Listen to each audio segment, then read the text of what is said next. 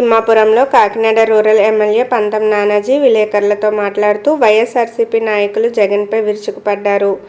కులాలకు అతీతంగా పనిచేస్తున్న తమ ప్రభుత్వంపై బురద జల్లే చర్యలు మానుకోవాలని, కాపులను మీ ప్రభుత్వం కంటే మా ప్రభుత్వంలో పెద్దపీట వేసినట్టు కాపులకు విదేశీ చదువులకు కాపు లోన్లు కల్పించి వారికి అండగా నిలిచామని, మీరు 2019-24 మధ్య దాచుకోవడం దోచుకోవడం తప్ప ప్రజాపాలన మీకు గుర్తు రాలేదా అని ఎద్దేవా చేశారు.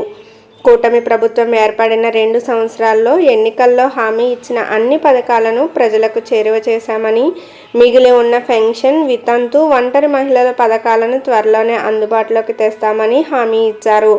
నేర చరిత్ర, నేరపూరిత రాజకీయాలు చేయడం మీకు అలవాటని, మీ దగ్గర పనిచేసే వ్యక్తులను హత్య చేసి శవాన్ని ఇంటికి పార్సిల్ పంపించే సంస్కృతి మీదని గుర్తు చేశారు. అలాగే మీ చోటా నాయకులు మా కార్యకర్తలపై అనుచిత వ్యాఖ్యలు చేయడం మానుకోకపోతే భారీ మూల్యం చెల్లించక తప్పదని అన్నారు. జగన్మోహన్ రెడ్డి వాళ్ళ నాన్న ఉన్నప్పుడు ఉండేది కాదు.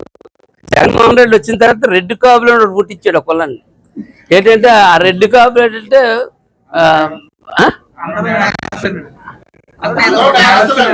అది రెడ్ కాపులు అందరూ నేరస్తులే. అది ఏంటంటే ట్రైన్ నెట్ చెంచులగూడ. చెంచులగూడలో 16 నెలలు వాడు తీసుకున్న ట్రైనింగ్ ఈ రాష్ట్రాన్ని సర్వనాశనం చేసి వేలాది మంది క్రిమినల్స్ తయారు చేసి వదిలేసింది ఈ రాష్ట్రం మీద. దాన్ని ల్యాండ్ ఆర్డర్ కాపాడడానికి మాకు ఎంత కష్టమైపోతుందో మీకు. ఆ గంజా ఇప్పుడు ఆ గంజాని 2 ఏళ్ళు పట్టింది ఆ గంజాని వదిలించుకోవడానికి. ఇంకా ఉంది అక్కడ డంపుల కింద ఇంకా ఉంది. అలా వదిలించుకుంటానే ఉన్నాం ఆ గంజాయిని. అలాగే ఈ నేరస్తుల జోలికి ఇప్పుడు దాకా వెళ్ళలేదు. ఏరి పారేస్తాం ఒక నా కొడుకుని ఇక్కడి నుంచి. ఎవడైతే ట్రైన్ డెడ్ డెహ్రాడూన్ కాదు చెంచులగూడ, ట్రైన్ డెడ్ చెంచులగూడ ఉన్నారో ప్రతి ఒక్కరిని ఏరి పారేస్తాం చేస్తాం. మేము అందరూ అన్నగా ఉంటామని చెప్పి భరోసా ఇస్తాను.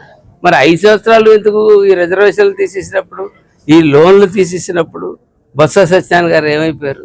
ఆవేళ బొత్స సత్యనారాయణ గారు దీని గురించి ఏ రోజు మాట్లాడలేదే. ఆయనకు మంత్రి పదవి ఇచ్చేస్తే జాయిగా ఆయన మంత్రి పదవి దాకా కొన్ని అసంతృప్తి మాటలు మాట్లాడేస్తారు, అలవాటు చేసేస్తారు. ఆయనకు మంత్రి పదవి ఇచ్చేస్తే వాళ్ళ దగ్గర పడి ఉంటాడు. అట్లాగే మేమేమన్నా రౌడీలుమా అంటాం. ఈ పార్టీ రౌడీల పార్టీ. ఎవరు చెప్పాలి? ప్రజలు చెప్పారు.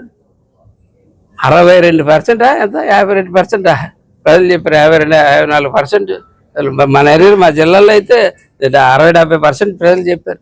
మీరు రౌడీలే, మేము రౌడీలే అంటారేంటి? రౌడీలే మీరంతా. మీరు జైల్లో పుట్టిన పార్టీ, జైల్లో పెరిగిన పార్టీ, జైల్లో ట్రైనింగ్ అయిన పార్టీ. మీ నాయకుడే రౌడీ. అటువంటి మేము రౌడీలా? క్రిమినల్స్ అయితే చంపేస్తారా? చూడలేదా? క్రిమినల్స్ అయితే చంపేస్తారా లేదో? ఎన్కౌంటర్లు అయ్యి క్రిమినల్స్ చంపారా? క్రిమినల్స్ కీటకాల్లో కాటేసేస్తుంటే అందరినీ క్రిమినల్స్ వదిలేస్తారా చంపేయకుండా? మీరు మామూలు మనుషులు చంపేస్తున్నారు. నీ శిష్యుడు ఆడు బాబుగాడు, ఆడు పేరేంటి అనంత బాబు, ఆ డ్రైవర్ని, ఒక ఎస్సీ డ్రైవర్ని పార్సిల్ చేసేస్తే మీరందరూ కలిసి కూర్చుని జగన్ దగ్గర కూర్చుని ఆయన్ని దగ్గరుండి ఆయన కాపాడి సాక్ష్యాలు తారుపారు చేసి ఇచ్చేసి అన్నీ ఎంత దారుణంగా మీరు చేసిన విధానాన్ని మేము ఎప్పుడు మర్చిపోలేదని చెప్పి తెలియజేస్తా ఉన్నాం. అలాగే వంగ గీత గారు మాట్లాడుతూ ఉన్నారు. పవన్ కళ్యాణ్ గారు పిఠాపురం నుంచి పోటీ చేయడానికి కారణం కాపు ఓటర్లు ఉన్నారు, అందుకని పోటీ చేశారు. సరే అమ్మా గీత గారు, నువ్వెందుకు పోటీ చేసావమ్మా? అప్పుడు